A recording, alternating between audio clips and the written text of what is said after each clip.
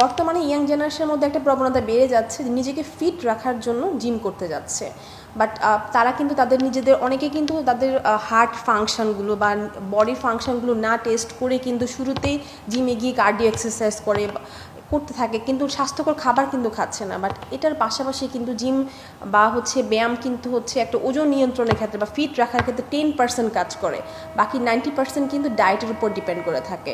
স্বাস্থ্যকর খাওয়া, healthy foods এবং স্বাস্থ্যকর ফ্যাট খাওয়াটা কিন্তু খুব ইম্পর্টেন্ট। জিম করতে গেলে আগে অবশ্যই তার জেনেটিক্যালি কোনো হার্ট দুর্বল আছে কি না সেক্ষেত্রে কিন্তু আগে টেস্ট করে কিন্তু জিম করতে হবে। আরেকটা জিনিস আমরা খুব ভুল করি যে জিম করতে এসে প্রথমে কিন্তু কার্ডিও এক্সারসাইজগুলো করে থাকে, যার ফলে কিন্তু হৃদরোগে মৃত্যু হওয়ার ঝুঁকিটা কিন্তু বেড়ে যাচ্ছে। তো সেক্ষেত্রে আমরা প্রথমে কি করব যে হাঁটা স্টার্ট করব, সাথে তার হাইট ওয়েট অনুযায়ী তার একটা নির্দিষ্ট পরিমাণ মতো আমরা ক্যালোরি অনুযায়ী তাকে খাবার খুব মেনটেন করতে বলবো।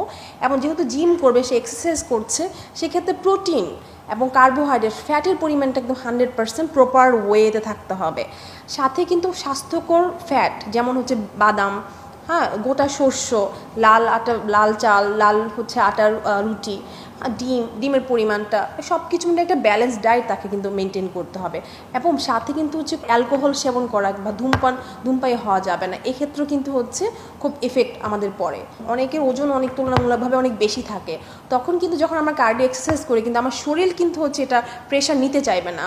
তো আমাকে প্রথমে করতে হবে কি আগে হাঁটা দিয়ে বা ওয়েতে কিন্তু আমাকে আগে ওজনটা নিয়ন্ত্রণ করে তারপর আমাকে কার্ডিও এক্সারসাইজের দিকে বা ইয়োগা করতে পারবো, বা প্রথমের দিকে ফ্রি হ্যান্ড এক্সারসাইজ আমরা করতে পারবো, যেন শরীরের উপর খুব বেশি প্রেশার না পড়ে।